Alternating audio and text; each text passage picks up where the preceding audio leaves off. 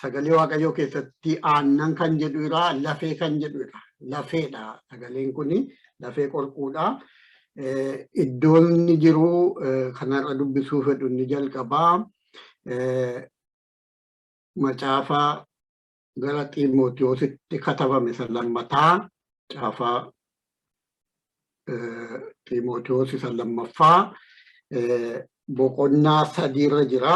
Boqonnaa 3 tokko amma 4 nan dubbisa maqaa gooftaatiin.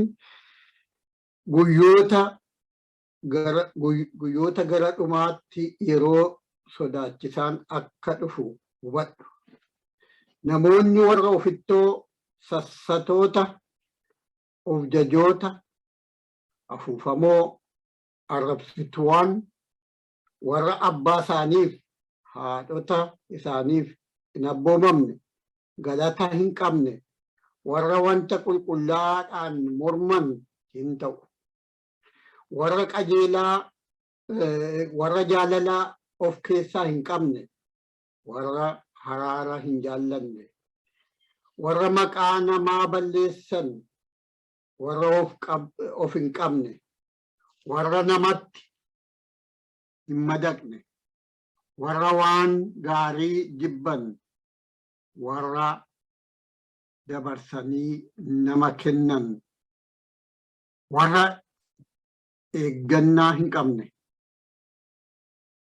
warra of arguu dadhabuudhaan of bukoksan, Waaqayyoon jaallachuu caalaa warra waan isaan gammachiisu jaallatan hin ta'u. Ta'uuf jiru. Ameen. Maqaan gooftaa kan ulfaate haa ta'u. Baay'ee ulfaataa waan gara boodaatti dhufuuf jiru dubbata. Sagaleen kuni bara sana waggaa 2000 dura akka jedhame gara boodaatti wanta akkanaan ta'a guyyoonni ala dhumanuu yeroo Kiristoos dhufuuf jala ga'u waan ta'uun irra jiru waan namoonni ta'uu danda'anu sagaleen Waaqayyoo waan baay'eedha jedhaa. Bara sana keessa lollakka ammaatu bara sana keessa lafti akka socho'u waan baay'ee jedha. Inni kun garuu iddoo kanatti waa'ee akkanaa sodaachisoo ala jedhu waa'ee sodaachisa isa namni wal ajjeesu isa namni isa lafti socho'u isa beelli dhufu isa kana fakkaatan utuu hin ta'in yeroo an ofii kooti ilaalu waa'ee namuu maal fakkaata keessumattuu nama maal fakkaata mana Waaqayyoo keessa hin deddeebi'u maal fakkaata waan jedhu tokko anaannatti dubbata. Kanattan ilaalaa nuuf nu akeekkachiisuuf waan barreeffame waan nu warra amannu keessattuu namoota ala ilaallu sagalee kana keessaan barri dhumatteetti jennee akka yaadnu barri gara sanaatti deemaa jira. Hamalli amma arginu kun bara dhumaa fakkaata akka jennee of eeggannoon deddeebinu waan nuti dubbatu tokko fakkaata. Namoonni Phaawulos yeroo kana Xiimotewosiif barreessuu Xiimotewos ijaa waldaa geggeessaa tureef ijaa biishooppii naannoo Efesoon tureef ijaa achitti akka inni tajaajiluuf isa kaa'eef waan inni achitti argirraa kan ka'e Xiimotewos rifachuun isaa hin hafne warreedhan jiru. Achi waldaa sana keessa waan turerraa kan ka'e lakkii gara boodaattoo inni caalaanuu dhufuuf deema jedhee waan dubbate waan fakkaatudha warri jedhan jiru. Amma ta'e yaadni kun anaaf yaada mul'atudha. Yeroon waa'ee waldaa sanaa ilaalu maaliif dura yoo Xiimotewos tokkoffaa keessaa isa jiru lakkoofsa tokko yoo ilaalle waldaa Xiimotewositti lakkoofsa 3 boqonnaa 1 macaafa tokkoffaa yoo ilaalle akkas jedha. Yeroo Maqedooniyaa dhaquuf ka'e akkuma si gorsee ture namoonni tokko barsiisa biraa akka hin barsiifne akka dhowwituuf mandara Efesoon turuu kee nan barbaade. Akka achi turtu namoonni waan hin taane akka hin barsiifne waan waaqayyo irraa hin taane fudhatanii waldaa keessa akka hin deemne akka hin dubbanne waan hin taane akka hin taane ati akka amanamaa taateen waa'ee waaqayyoo duwwaa akka dubbatamu jara kan akka dhowwituuf achin si kaa'e jedha. Mammaaksa amantii eeguu hidhaa qomoo isaanii isa dhuma hin qabne lakkaa'uus akka dhiisan godhi. Jara kana callumatti hin dhiisini warra mana waaqayyoo balleessu kana warra waan hin taane dubbatu kana hin dhiisini itti dubbadhu kana godhi. Wanti isaan godhan kun falmaa duwwaa kaasuu malee akka waaqayyo isa amantiidhaan fudhatamu isaaniif hin hojjetu. Nuyi garuu barsiisa bara sanaa dhowwinee jaalala garaa qulqulluu keessaa yaada garaa hin boorayin keessaa of amantii gowwoomsan hin qabne keessaa bu'aa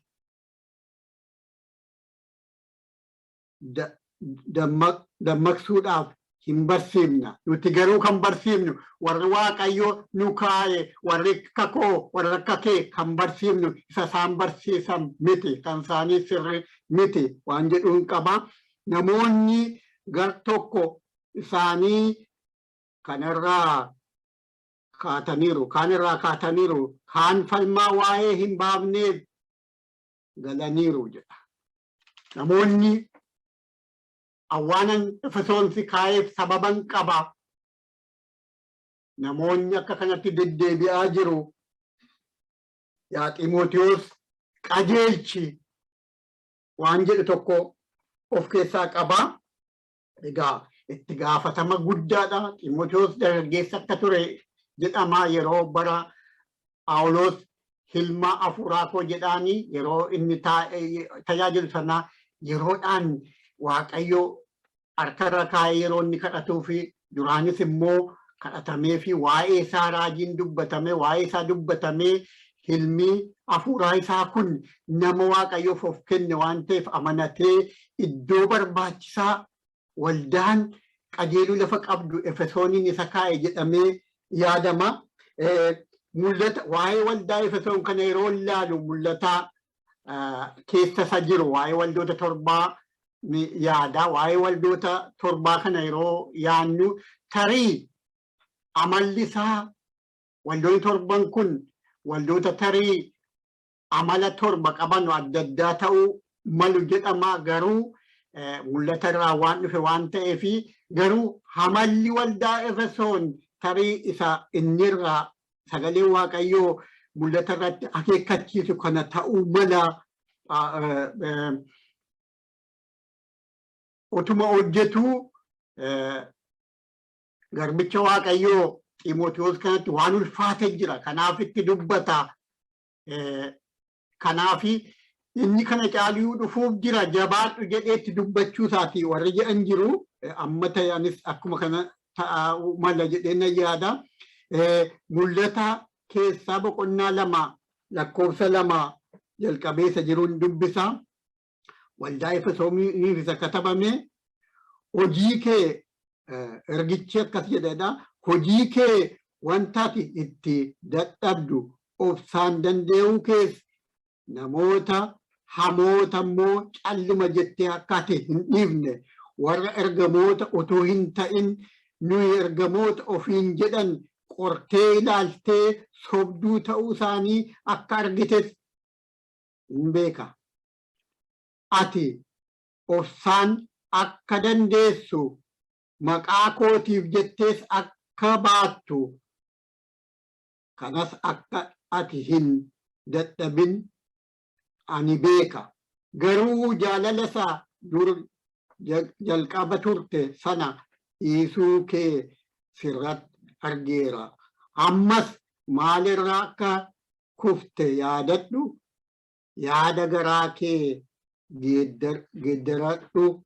Hojii isaa dur hojjette sanas hojjedhu kana yoo gochuu dhabaatte garuu ani sitti dhufeera.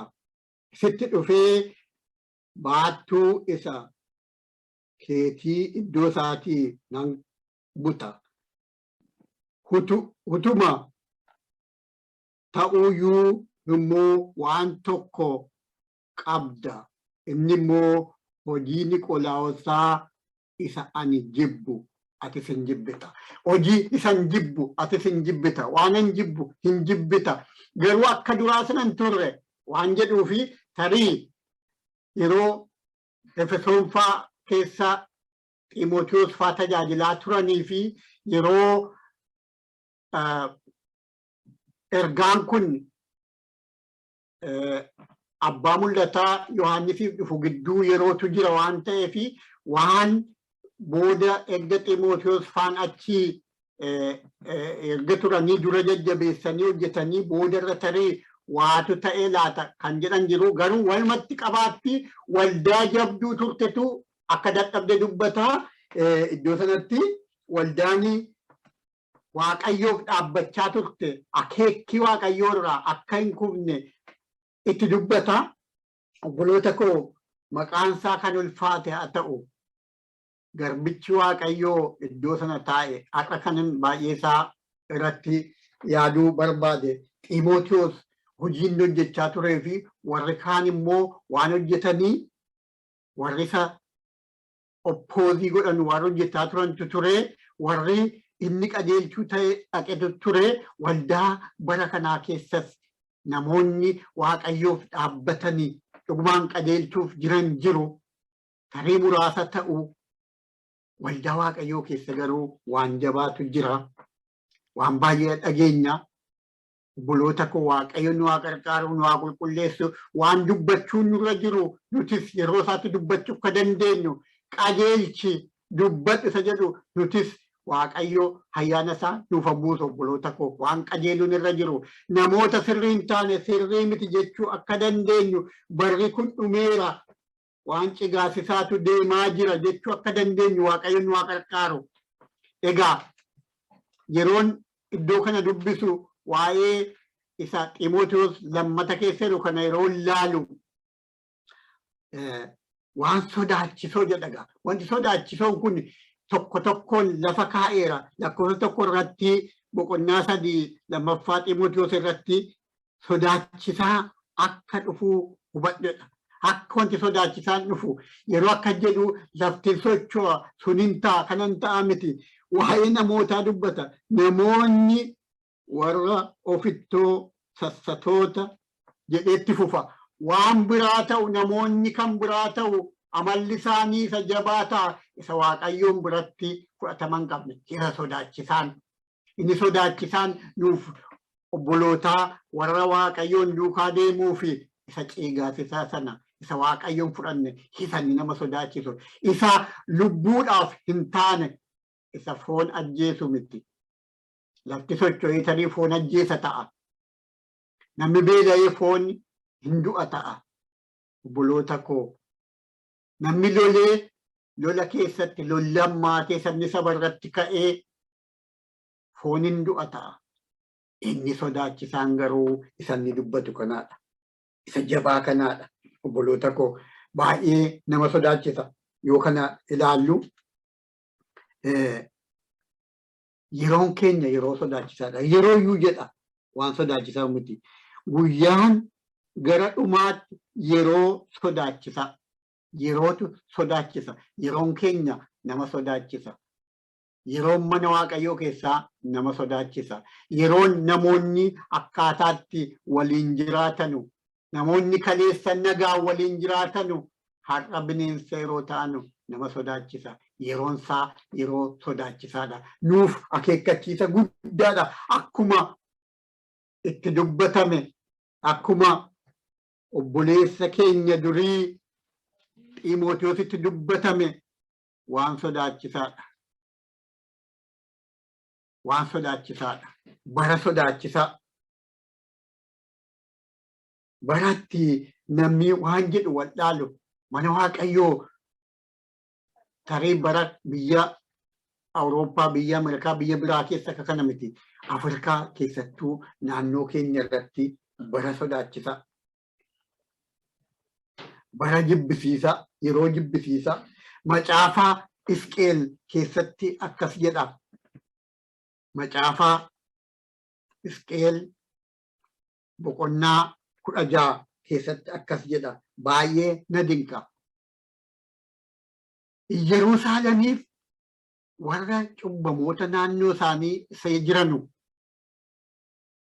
Sodoomiin walitti fideetu kan Yerusaalem hin caalaadha. Kan qulqulluu Waaqayyoo ta'uun ishee irra ture akka isheen taatu dubbata. Boqonnaa 16:49 jalqabee akka jedha. Kunoo yakki Sodoom obboleettii keetii akka kanatti fufee jiru ture. Isheenii fi intalli ishee of horsani. Utuu nyaatii isaanii irraa hafuu isaanitti tolees gabiitti utuma jiraatanii isaan isa rakkatootaaf deegaa hin gargaarre. Isaan of korsani fuula koo durattis wanta ceegaasisaa hin hojjetani. Kanaaf ani immoo argee achi isaan nan balleesse. Samaariyaan walakkaa cubbuu ati hojjette iyyuu hin hojjenne. Ati obboleettii kee caalaa wanta ceegaasisaa waan hojjetteef wanti goote kana hundumaa obboleettii kee kun akka qajeeltotaatti akka ilaalamtu hin goote. Kanaafis ati isaan caalaa wanta ceegaasisaa hojjette cubbuu keetiin akka isaan akka qajeeltotaatti ilaalaman waan gooteef qaana'i. Cubbuu ati hojjette baay'ee ceegaasisaa waan ta'eef isaan si caalaa akka qajeeltotaatti ilaalamaniiru. Obboleettonni kee akka qajeeltotaatti akka ilaalaman waan gooteef qaana'i yeelloo fudhadhuudha. Eenyuun jedha? Yerusaalemiin jedha. Obboleettota kee inni jedhu Sodoomii warra biraa jechuudha. Naannoo ishee warra jiranuu keessumattuu Samaariyaan Noorzi Kingdamii keessa isheen turte kuni Samaariyaan Yihudaarraa biyya namoonni hin amanne, namoonni saba Waaqayyoo hin taane jedhamaa bara sanaa namoonni Yihudoota hin taane itti makamanii achi keessa waan jiranuuf qulqullummaa waan hin qabneef Samaariyaan akka cubbuutti Yihudoonni biyya cubbamtuutti naannoo cubbamtuutti namoonni achi keessa jiranu cubbamoota akka ta'anitti ilaalu. Kanaaf dubartittiin nama Yihudaa taateetu jirtu dubartii Samaariyaa irraa bishaan gaafattaa kan Yesuusiin jette. Obboloota koo kan kee Yerusaalemitti dubbatu raajii Hisqeel Samaariyaan walakkaa cubbuu ati goote hin hojjenne jedha. Takka takka yeroo yaadu walakkaa cubbuu mana Waaqayyoo keessatti hojjetamu inni kaanii hin hojjenne ta'a. Mana Waaqayyoo maqaa Kiristoosiin fudhannee Yerusaalem lafa Waaqayyoo filatee iddootti teempiliin ijaarame, iddootti manni qulqullummaa ijaarame, iddootti mootummaan Daawit dhaabbate. Ishee kana obboloota koo ishee kana caalaa warra kaan hojjetanii jedha. Isheen warra kaan caalaa hojjetteedha. Yoo ta'u tokko waan nama naasisutu jira. Mana Waaqayyoo keessaa naggaadeetu jira. Yeroo baay'ee dubbannaa irra deddeebinee yoo dubbanne barbaachisaadha jedhee waan hin yaadu wal akeekkachiisuu qabna. Waaqayyo garuu bara qulqullinaa, bara seecca'u, bara gengishu hin dhufa jedhee yaada. Garaan keenya akka gaddetti nafuu hin geeddaramadhe yaada. Garuu namoonni bara dhumaatti akka kana ta'u. Kanaaf nuti dhaabbachuu qabna. Manni Waaqayyoo dhaabbachuu qaba. Akka Phaawulos Xiimootewoosin jedhe mana Waaqayyoo keessaa isan taanetti dubbachuu Waaqayyoo akka nu qarqaaru Waaqayyoon dura dhiyaachuu qabna.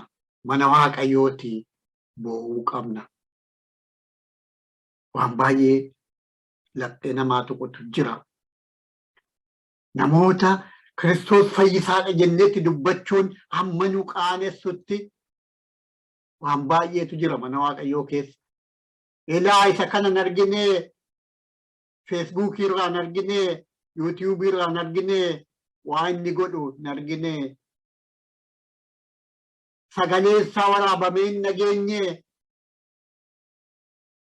jedhama yoo waa'ee Kiristoos fayyisaadha. Kottu gara Gooftaa. Lubbuu kee bara baraan jiraachuu akka dandeessu Kiristoos fayyisaadha. Cubbuu hundumarraa si dhiqa jettanii dubbattu. Garuu bara kana bara namni waan biraas dhaga'u waan jiruuf gurri waan baay'ee ijaa dhaga'uuf waan baay'ee ijaa ijji dubbisuuf baay'ee bara ulfaataa keessa jirra. Waaqayyo waldaa isaa haa qulqulleessu nu haa gargaaru. Namoonni ofittoo ta'u jedha. Ofittoo ta'u jedha. Namoonni warra kaaniif yaadan. Namoonni ani yeroo tokko na dhiban. Namoonni warra qabanu hin waakkatu. Bara kana keessa bara Waaqayyoon galateeffachuun namni qabu namni inni qabu Waaqayyoon galatu jechuu hin danda'u. Warra hin galateeffanne ta'u jedha. Iddoo kanatti dubbannu Waaqayyoon hin galateeffatanu warra galata hin qabne ta'u. Biyya kana keessatti namoonni qabaatoodha. Waan nyaatan waan dhuganu yaadda'anu baay'een isaanii garuu haasofsiisaame waa'ee rakkinaa dubbatu. Holiidee deemuu hin dandeenye jedhu. Sanatu ta'e hojiin natti baay'ate jedhu. Waan baay'ee na dinqa. Waaqayyoon waan ittiin galateeffannu baay'eetu jira obboloota koo nutis yeroo tokko tokko isaanii wajjin jiraanna waan ta'eef tarii akkuma isaanii haasofnaa laata nan yaada. Namoonni arrabsitoota ta'u jedha boqonnaa tokko keessatti ilaallu. Namoonni arrabsitoota ta'u baratti namni nama arrabsuun qaanii hin qabnedha. Baratti namni miidiyaatti ba'ee wal arrabsu baratti namni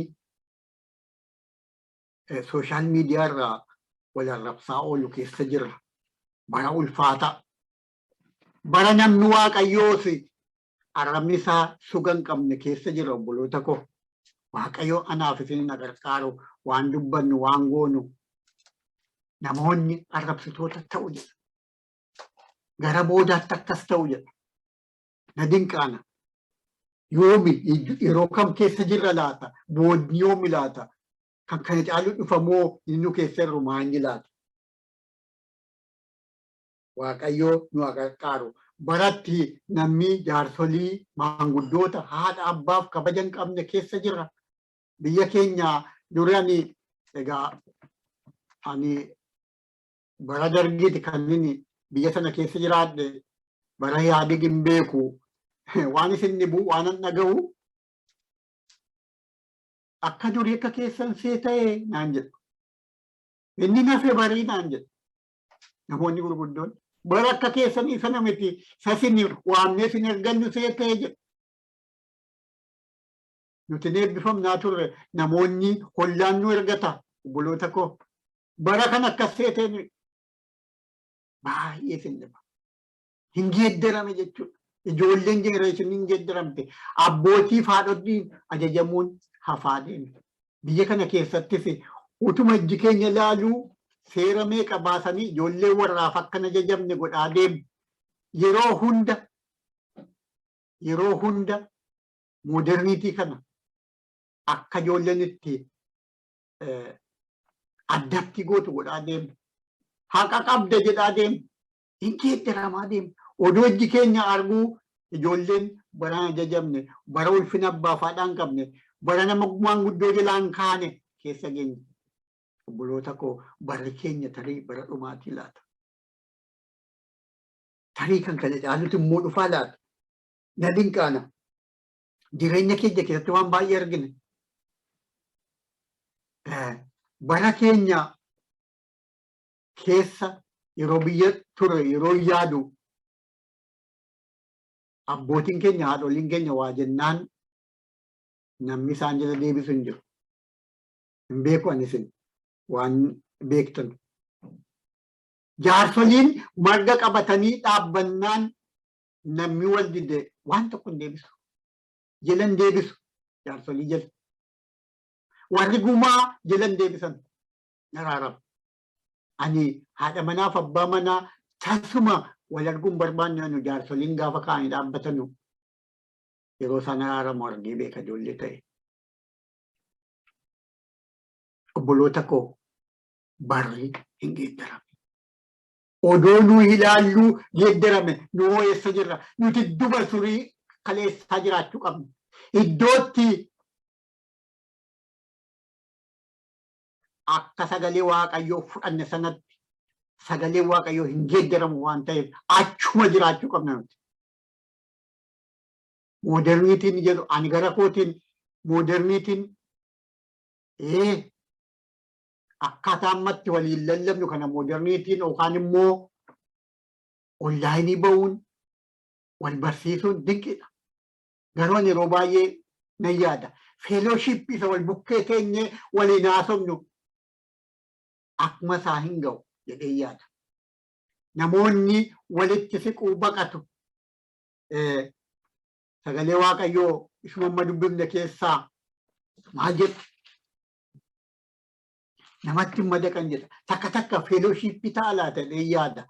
Baratti namni miidiyaa isaa banatee fuulduree isaa smaartifoonii banatee waliin haasa'uu hin dandeenye keessa jira. Ijoolleen keenya akka keenya durii waliin taphatu miti.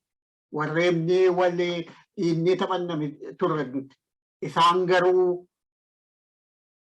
ji'a meeqa walirraa fagaatanii walitti yeroo dhufanu manni barumsaa banamee yeroo walitti dhufanu hundumtuu fuulduree isaa waa qabatee taa'a. Obboloota koo bara akkanaa keessa jira. Inni kun gaarii miti jechuu koo miti.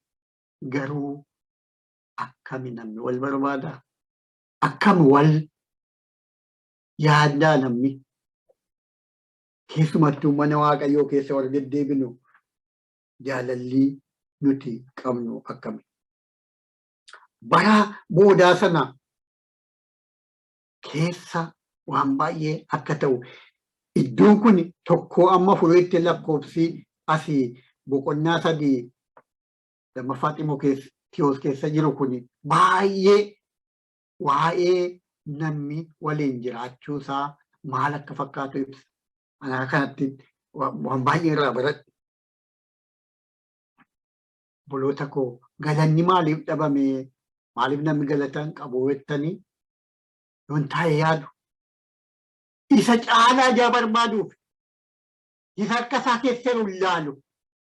Inni kun baay'ee dinqiidhaan harka koo keessa jiru waaqayyo galatu jedhu. Maaliif isa harka isaa dhiisetti isa biraa barbaada? Qalbiin isaa yeroo hunda dheebuudha jechuudha. Waaqayyoon waa gargaara. Baratti wanti qulqulluun jibbisiisaa ta'ee wanti jibbisiisaan qulqulluu ta'e keessa jira. Haadha waan qulqulluun taanetu jajama. Inni qulqulluu ta'e garuu hin tuffatama. Namatti dubbadhaa waa'ee gooftaa. Namni baay'ee isaa fedha isaa qabu hin jiru. Waa'ee biraa dubbadhaa. Waa'ee toleraansii dubbadhaa. Dhiiraaf dhiira dubartiif dubartiin waliin jiraachuun tolereetii gochuun narra jira jedhaa dubbadhaa.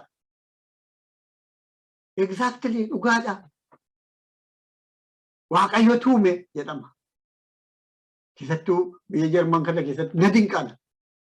Baay'ee namni teemaan kun yookaan immoo wanti odeeffamu akkanaa ka'ee inni biiroo jiru walitti yaa ani baay'ee waan baay'een arga namni sila waliin haasofni haasaa jalqaba maa inni kun waan ciigaasisaatu bareedaa ta'ee afaan namaa keessatti itti mi'aa innisin Kiristoos fayyisaa jettanu itti mi'aawu Waaqayyoo nu gargaaru obboloota koo gooftaan namoota dhaabbatanii jiraatan nu haa godhu. Macaafaa keessaa ergaa Phaawulos isa tokkoffaa boqonnaa tokko keessaan dubbisa. 14 jalqabeessa jiru. Akka ijoollee abboomamanii ta'e malee kajeellaa foonii isa bara gowwummaa keessa duukaa hin luucayin. Inni isin waame qulqulluu akkuma ta'e isinis adeemsa keessaniin hundumaan qulqulloota ta'a. Inni caaffanni qulqullaa'an keessatti ani qulqulluu waanan ta'eef isinis qulqulloota ta'a jedheera. Akkuma ani qulqulluu ta'e isinis qulqulloota ta'a. Inni qulqulluudhaan ni si waame kan biraan jiru jechuudha. Inni biraa nuuf hin ta'u jechuudha. Inni biraa jireenya bara baraarraa nu dhowwa malee itti nu geessu jechuudha. Waaqayyo anaa gargaaru. Waaqayyo isiniin isina gargaaru. Hunda keenya gargaaru. Yeroon sagalee kana dubbisu dura lani dubbisuu ilaale akkuma isin jedhe ergaa sana argee namni na ergee ilaale garuu booda nan sodaadhe. Anin teessan jira. Sagaleen kun lafeedha kan hin jedhe kana maali? Eessa jirra nuti? Nuti ulaagaa kana keessa duukam jirra. Nuti sin fakkaanna moo dhugumaan warra dhugumaa Kiristoosin gammachiisuuf deddeebi'anidha. Obboleettiin koo kadhaasee keessatti waan baay'ee tuqu waan nama tuqu. Waaqayyo nu gargaaru. Waaqayyo warra jiraatanii boriitu qaanii malee fuula Kiristoos argan anaaf isiniin na godhu. Kan biraa hundumtuu hin darbu obboloota koo hin darbu. Macaafaa Roomee 12 lakkoofsa 2 keessaan dubbisaa fakkeenya jireenya bara baraa isa darbu fakkeenya jireenya baraa isa darbu kana duukaa hin bu'in. Fakkeenya jireenya baraa isa darbu kana duukaa hin bu'in. Jaalalli Waaqayyoo isa kam akka ta'e gargar baasuudhaaf yaada garaa keessanii haareffachuudhaan of diddiiraa. Jaalalli Waaqayyoo immoo waan gaarii ta'e, waan isa duratti fudhatamaa ta'e, waan akeeka isaa fiixaan baasuuf hubachuudha. Isa biyya lafaa kana hin fakkaatinaa. Gargar baasaa ilaalaa, of haaressaa, deddeebii keessan deddeebi'aa chekii godhaa waan nuun jedhu tokko qaba. Irraa kaanneerra fagoo deemneerra yoo ta'e ofirra deebi'aa haareffadhaa. Waaqayyo waaqa nama haaressu waan ta'eef. Waaqayyo yeroo yerootti ifamni isaa guyyaa guyyaatti haaraa waan ta'eef, araarri isaa haaraa waan ta'eef kana nuun jedha. Yaada garaa keenyaa hageeddarannu Waaqayyo nu haa gargaaru. Waaqayyo namoota of qajeelchuuf qophaa'anii lapheen isaanii dhugumaan Waaqayyoon biratti hojjetamuuf fedha qabu nu haa godhu. Hafuurri qulqulluun nu haa gargaaru. namatti abalusa sana godhaa inni suni akka kanatti deemaa inni sun akka kanatti horiif deema isa jedhu miti. Isa nun gaafatu Kiristoos gaafa fuulduree sarannu isa miti kan nurka laalu. Kan inni laalu ilma koo intala koo akkamitti turte garbittii koo garbicha koo yeroo biyya lafaa akka jiraattuuf baran isii murteessa sana keessa deddeebiin kee jireenyi kee akkami waan sitti kenname gochaa jirtaa? Anoo hafuura qulqulluu akka inni iddoo koo bu'ee si jajjabeessuuf akka inni si kakkachiisuuf biyya lafaa dhufeera. Anoo isa sii dhiisee hin deeme atoo maal hojjechaa turte? Qarqaarsa hafuura qulqulluun deddeebi'aa turte moo jireenya kee jireenya nyaataaf dhugaatii goote? Mootummaa Waaqayyoo mootummaa nyaataaf dhugaatii seete. Tarii kana anaaf isiniin gaafata ta'a. Tarii waan Kiristoos dura haala dhaabbannu haala qulqullummaan ija Kiristoos arginu sana irraa kan hafe inni kaan akka homaan taane waan nutti dubbatu qaba ta'a.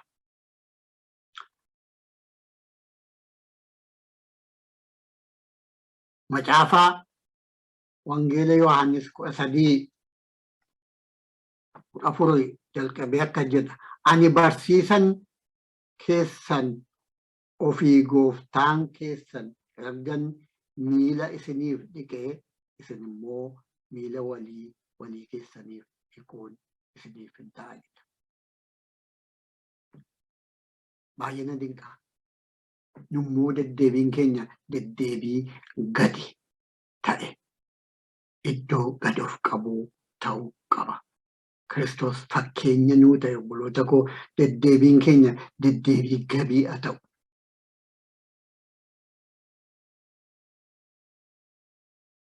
Ani akkuman isiniif godhe isin immoo akka gootanii fakkeenya isiniif ta'eera. Kan hin baay'ee barbaade fakkeenya isinii ta'e Kiristoos. Fakkeenya Kiristoos inni kaan fakkeenya nuun ta'u. Raajiin guddaan fakkeenya nuu ta'u Kiristoos duwwaadha. Lallabaan guddaan fakkeenya nuu ta'u Kiristoos duwwaadha. Obboloota koo namoota Waaqayyo dibee kaasee ulfina hin qabnu, namoota Waaqayyo isaan kaa'eef ulfina hin qabnu jechuu koo miti. Yeroo mana Waaqayyoo keessaa namoonni dadhabbii adda addaatiin tajaajilanu isatti akka quba qabnuuf miti sagalee kana yeroon yaadu. Yeroon raajonni mana Waaqayyoo keessaa sirriin taane tokko tokko jiru jedhee yaadu. Isa kana namoota Waaqayyo kaa'ee itti quba qabuuf miti. Isa kana Waaqayyo nu haa oolchu. Namoonni Waaqayyoof jedhanii of kennanii har'allee raajonni 10 sobduun yoo jiraatte raajonni 15 kan Waaqayyoof jireenya isaanii dabarsan akka jirtu yeroo hunda yaaduu qabna. Akka Eliyaas akka iyyaanne anuma duwwaa tafe jedhe miti akka kan akka iyyaanne namoonni Waaqayyoo jiru yeroo baay'ee nan sodaadha isa negatiivii ta'e duwwaatti akka quba hin qabne warra kaaniif Waaqayyoon dinqisiifachuun nurra jira. Fakkeenyi nuuf ta'u Kiristoos. Isaan sunis fakkeenya nuun ta'an miti. Kan akka Kiristoos ijaan jirreef. Kan akka Kiristoos gaduuf qabe ijaan jirreef obboloota koo gaduuf qabuutiin jiru. Namoonni huftooloo ta'u jedha. Iddoo amma dubbifachaa turre boqonnaa 3 Xiimotewos kana keessa. Huftooloo ta'u, hojjajoo ta'u. Maqaa guddaa barbaadu obboloota koo. Kiristoos san barbaanne. Kan akkuman fakkeenya isinii ta'e ta'a jedhe. Kanantu dubbate Kiristoos. Bara keenya keessa waan na dinqu tokko, waanuma argaa dhufne tokko namoonni sila isiniin jedheera namni haraarame yoo jaarsoliin jedhanii ni haraarama biyya keenya aadaa ni beeku keessatti. Namoonni bara kana namoota haraaran jaallanne ta'u. Isa kana inni Ximootiyoos amma dubbifanne haraara jibbu namoonni. Haraara inuma dubbatu waa'ee haraaraa. Baay'ee nama gaddisiisa garuu warra haraaran jaallanne jedha asirratti. Namoonni gara boodaatti warra boqonnaa sadan kana lammaffaa Ximootiyoos lakkoofsa 2 ilaaltanii warra jaalala of keessaa hin qabne warra haraaran jaallannedha. Warra haraaran jaallanne mana Waaqayyoo keessas hin jira yaada. Namoonni haraaraaf of hin kennine. Dubbiin Waaqayyoo haraara. Dubbiin Waaqayyoo xuree walitti lakkaa'u miti. Namoonni haraara hin jaallatan. Bara sana dhufuuf deema jedha. Tarii bara keenyas xinnoo ishee wanti nu ga'e jira laata. Bara keenya bara dhumaatiin laata. Waloota koo Waaqayyo nu haa eegu. Waaqayyo namoota haraara, dubbii Waaqayyoo haraara. Wangeelli haraara. Namoota odoo namatti himin dura ofiif jiraachuu dandeenyu nu haa godhu. Waan Waaqayyo jibbu biyya lafaarraa amma sobni hin baay'ata. Ani namni adii dhaabbate adii sobaadha namni keenya. Namni soba. Warri siyaasaa silaayyuu botolikaa jechuun sobaa jedhama. Garuu innumti mana Waaqayyoo keessaa akkami laata? Waaqayyo nu haa gargaaru. Waan xuraa'an xuraa'aadha. Wanti sirriin taane sirriidha. Miti wanti sirrii ta'e sirriidha. Kana Waaqayyo kan barbaade. Een keessan haa ta'u, waa'uun keessa waa'uu haa ta'u jedhameera. Kan biraan jiru namni akka na amanuuf sobuun irra jiru. Eeyyee kana fudhattu dhiisuun dhiiftaa jechuudha. Namoonni garuu akka namni isaan amanuuf yeroo baay'ee mana Waaqayyoo keessatti numan arga. Jabeessanii dubbatu. Kan jabeessanii dubbachuun nurra jiru tarii sagalee kana. Kani biraa kan waa'ee kana ta'uu qaba jechuun nurra jiru isa kana. Isa kaan namni fudhachuu dhiisee maaliif akka namni yeroo tokko sobu hin beektan. Waaqayyo nu haa gargaaru. Kun kan ka'us gad-of qabuu dadhabuurraayu. Namni maal naan jedhaa isa jedhu Waaqayyo maal jedhaarra. Kiristoos maal jedhaa. Isatu akka dursu wallaa namaaf eeggachuun sirriidha obboloota koo. Kana yeroo isiniin jedhu namaaf eeggachuun qabnu jechuu miti. Obbolootaaf eeggachuun nurra jira.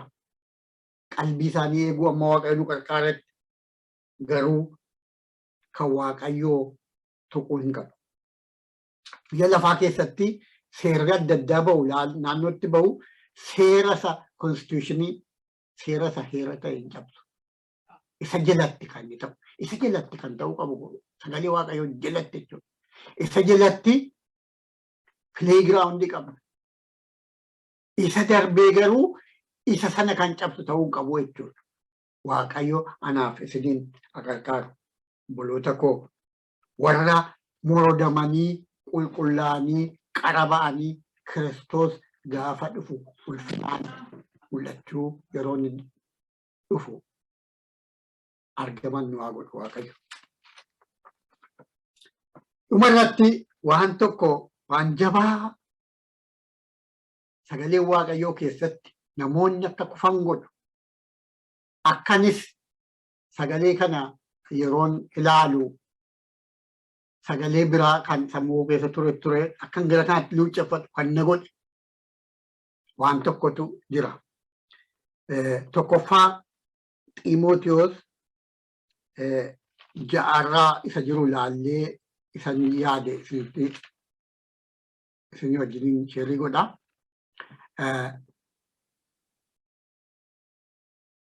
Ergaa Ximootiyoos ergame isa jalqabaa boqonnaa 6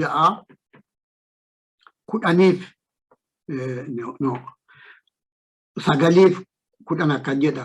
Warri sooromuu barbaadan immoo qoramat kiyyoot kajeellaat gowwoomsaa isa miidhu baay'ee keessatti hin kufu. Kajeellawwan kunis balleeffamuu fi baduu keessa isaan hin buusu. Horii jaallachuun hundee wanta hunduu hamaa hunduu irraa allatudha. Namoonni gar tokko yaada isaanii horii argachuu irraa ka'atanii amanticha irraa badaniiru. Waraansa baay'eedhaanis of waraananiiru. Baay'ee nama sodaachisa. Namoonni horiin isaan gowwoomsee fudhatee deemeera. Hundee latni cubbuu hunduu irraa latudha. Akka asirratti arginutti. Baay'ee nama sodaachisa. Horiin barbaachisaadha. Horiidhaan jiraannaa, horiidhaan uffannaa, horiidhaan nyaannaa. Horii jaallachuun garuu waan biraadha. Horii jaallachuun hundee wanta hamaa hundinuu irraa latudha. Hundinuu wanti hamaa hundinuu horii irraa lataa jechuudha. Nama sodaachisa. Horii irraa lataa jechuudha. Karaa sanaan karaan seexanii namatti lixu jechuudha. Gooftaa Yesuus Kiristoos yeroo namicha sooressa sanatti dubbatu namichi horii isaatii jedhee Kiristoos duukaa deemuu yeroo dadhabu gaalli ilmoo keessa ba'uu laafa jedhe. Sooressi mana Waaqayyoo seenuu irratti kana jechuun sooressi hin seenu jechuu miti. Gaala amma isheen geessu ilaalaa, qaawwaalli immoo amma isheen geessu ilaalaa. Yaaduu dandeessu. Hammam akka ulfaataa ta'e, horiin hammam akka jabaa ta'e argisiisa. Hammam horiin akka nama gowwoomsuu danda'u. Dubbifamaa. Mee kana dubbisaa waan ani na dinqeedhaa. Namoota sheerrii walii godhuun argee namni kuni nama yeroo Second World War Prime Minister Winston Churchill yeroo lola addunyaa lammaffaa isa booda segga darbe booda deebi'ee Prime Ministerii nama ta'edha. Biyya keenya amma jiraata jedhee yaadaa bara dargii keessa Churchill godaanaa kan jedhamu jira. Maqaa namicha kanaatiin namichi kun addunyaa irratti nama beekameedha. Gaaf tokko taaksii fudhadheen biyya kanaa taaksii fudhatanii warri mootummaa keessa jiran ministeeronni hin deemu. Yeroo iddoo tokko dhaqan hin deemu. Taaksii kanaa rasiitii fudhataniitu mootummaa biratti eenyu godhu. Necessarily akka biyya keenyaa shofeeraan yeroo hunda deemamu miti. Winston Churchill kan godhe sanatti fakkaata. BBC interview hin deemedha. Bara durii sana gaa achi deemu dirqama ta'a. Istuudiyoo sana keessa malee waraabuu hin danda'amu ta'a. Reediyootu waraabama kan biraa hin jiru. Ofisii sana naqee jedha. Taree Second World War yeroo sana televizyiin taree jalqabe ta'a garuu BBC kan saba isaatii dabarsu karaa kanaan karaa raadiyooti. Kan dhaggeeffatamuu danda'u smaartifooniin miti. Mana galanii reediyoo gurguramu maal jedhama hojii rakkatanii kan go'aniitu dhaggeeffatamti jechuudha. Laayifii malee immoo seebii ta'ee dhaggeeffatamu miti. Yaaduu dandeessu. Kanaafi Churchill yeroo inni taaksii kanaan naqee interviyuu ta'uu dhaggeeffachuu inni barbaadu inni taaksii oofu kun immoo galee dhaggeeffachuu barbaada akka san baane barbaada jechuudha. Waan tokko isa bahee jechuudha.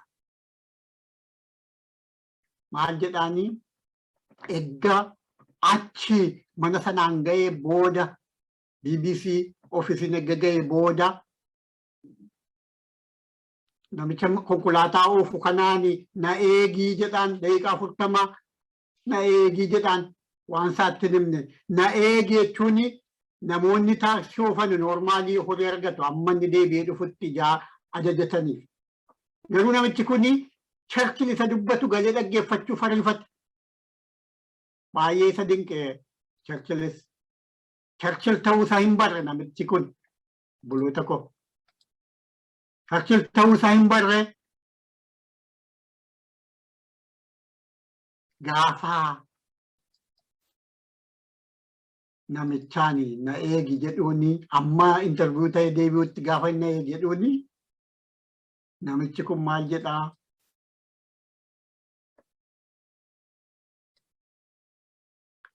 Ani na eegin jedheeni jedha.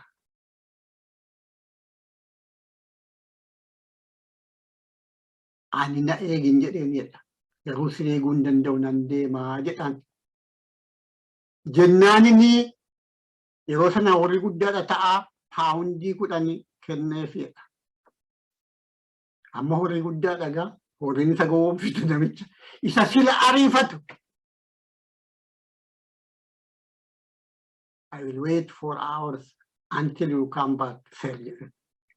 Sine gamma jedheen kan nama dinqu warra keeffaan hin kolfu isuma kana kolfitu yaada. And let Churchill go to hell. Nama kana tokko jedha horii qarshii 10 buloota koo. Churchill isa booddeen dubbata. Prinsiipilii horiin nama gaddisiiftedha. Yaada qulqullaa'aa qabannee deemnu horiin nama gaddisiiftu buloota koo. Horiin waaqa gadheedha. Sagalee waaqayyoo waaqa lamaaf bitamuu hin dandeessan jedha. Mootummoonni gurguramaniiru. Maatiin diigameera. Horiin dhaliyoota nama dhabsiiseera. Horiin garba nama godha buloota koo. Waaqayyo garuu waaqa amanamaadha.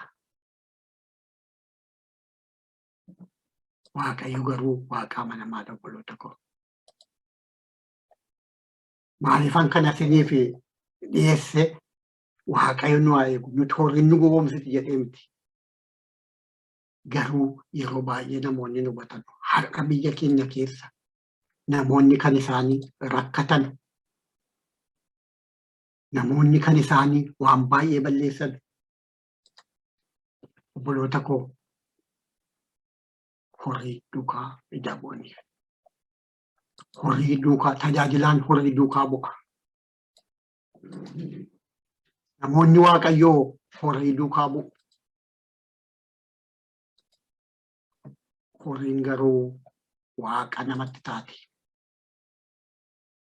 Kan biraa isa dhumaa isa sagalee waaqayyoo kana yeroon akkan waan kana yaadu na godhe sila isiniin jedhe isinii sheerii godheen iddoo lama gabaabaa dubbisee isinii fixaa.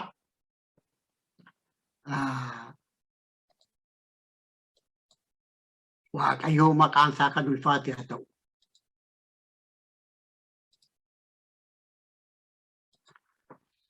Dubbii kanatu mul'ata miti. Dubbii kanatu akkan iddoo kana dhaqu na godhe. Dubbifamaa?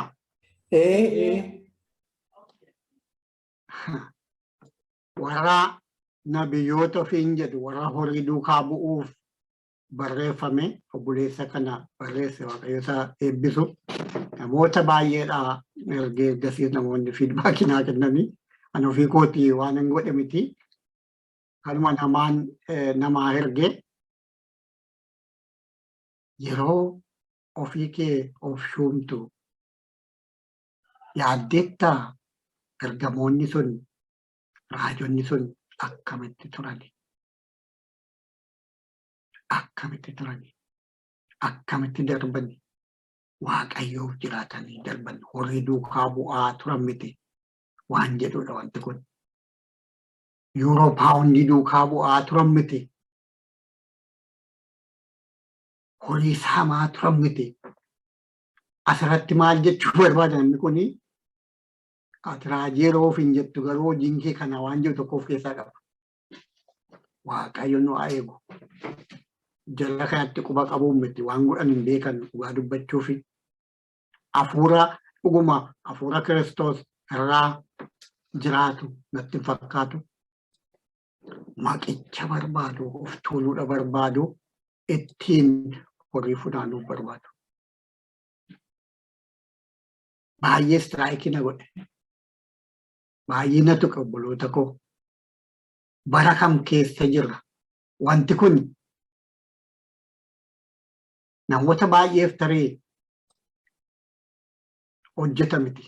Namoonni baay'een garuu jiru immoo kan kana jireenya tajaajiltoof hin jedhanii jireenya maqaa guddaa baatanii deddeebi'an jiru. Waaqayyo anaaf isin na qarqaaru. Yeroo biishooppii ofiin jettu, yeroo tajaajilaadha ofiin jettu, yeroo ergamaadha ofiin jettu, yeroo raajiidha ofiin jettu. Waan gatii inni baasisu yaaddeettaa ittiin nyaachuuf dhuguudhaa fi horii ittiin argachuudhaa fi ittiin sooromuudhaa fi Waaqayyo nu haa eegu anaaf isiniin haa eegu obboloota koo. Gara dhumaatti yeroon deemu Galaatiyaa macaafa Galaatiyaa keessaa boqonnaa 2 jiruun dubbisaa.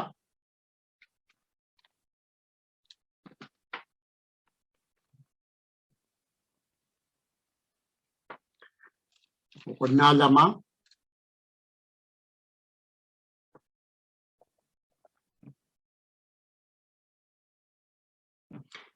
akkas jedha 20 irratti. Egaa si'achi Kiristoos isa ana keessaatu jiraata malee anattu jiraata miti. Jireenya ani amma fooniin jiraadhu immoo ilma Waaqayyoo isa na jaallate ofiisaa dabarsee anaaf kennet amantiidhaan nan jiraadha. Si'achi eeggan Kiristoositti of kennee booddee biyya lafaatii soorummaadhaan jiraadha miti. Jireenyi koo kaleessa Kiristoos wajjiniin du'e. Kiristoos wajjin du'aa ka'eera. Jireenyi koo Kiristoos keessa jira. Isa malee jiraachuun hin jiru. Jireenyi koo inni kaleessaa du'eera. Har'a Kiristoosiifan jiraadha. Har'a wanti na bitu hin jiru. Miliyooniin nan bitu, horiin nan bitu. Jireenyi biraa nan bitu. Har'a Kiristoosiifan jiraadha. Baay'ee natti tola jechi kun.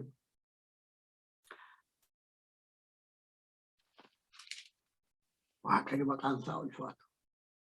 Waaqayyo anaaf isin na qarqaaru warra jiraatanii darban nu haa godhu.